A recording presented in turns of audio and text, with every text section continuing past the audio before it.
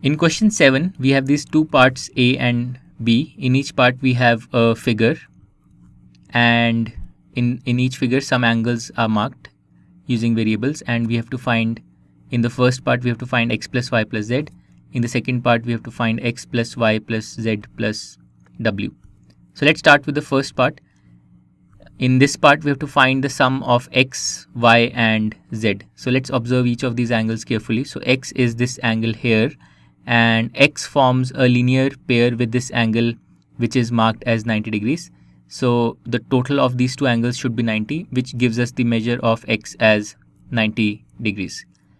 And then y is this angle here, and we can see that y is an exterior angle for this triangle. So it will be equal to the sum of the opposite interior angles, and the opposite interior angles are 90 degrees and 30 degrees. So we can write y as 90 plus 30, which will be equal to 120 degrees. So the measure of y will be 120 degrees. And finally z is this angle here, and z forms a linear pair with this angle which is marked as 30 degrees. The sum of these two should be 180, so z will come out to be 150 degrees. So what we have done is we have found out the measure of each of the three angles. X measures 90 degrees, y measures 120 degrees, and z measures 150 degrees. And now we can find the sum easily. X plus y plus z will be equal to 90 degrees, plus y is 120 degrees, plus z is 150 degrees. So 90 plus 120 is 210, and that plus 150 is 360 degrees. So we get the sum as 360 degrees. This is the answer for part A. Now if you look at the angles x, y and z, they are exterior angles on the three vertices of the triangle. So what we have really obtained is the fact that the sum of the three exterior angles on the three vertices is equal to 360 degrees.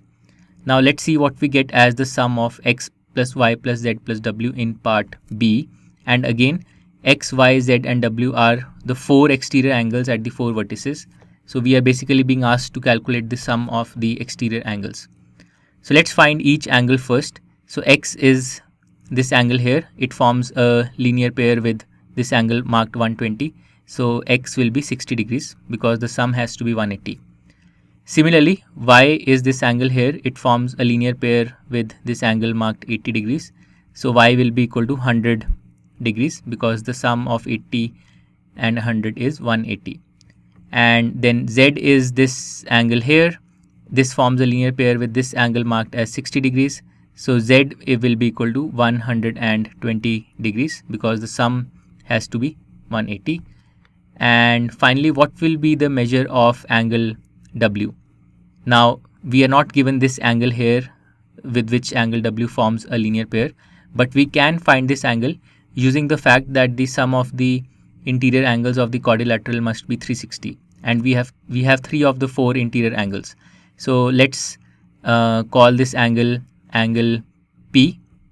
So what we have is angle P plus the other three angles 120, 80 and 60.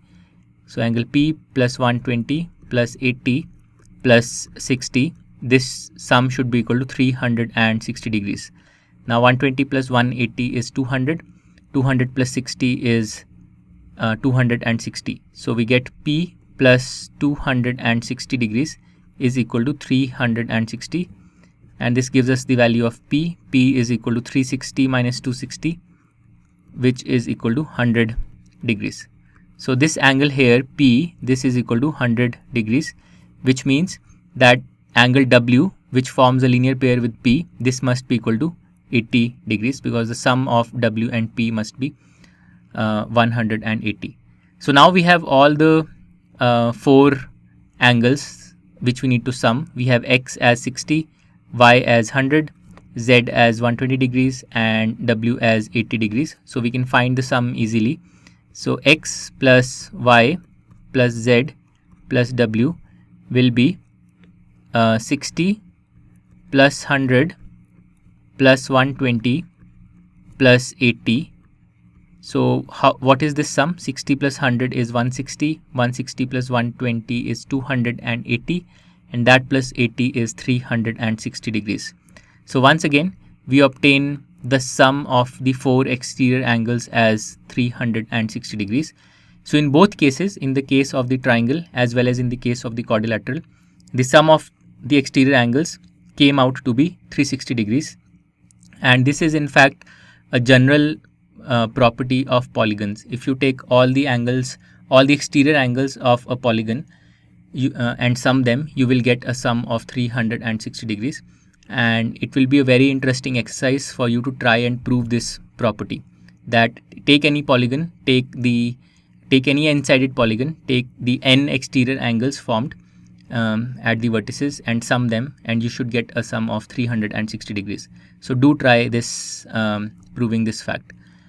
Alright, so with this we have completed question number 7.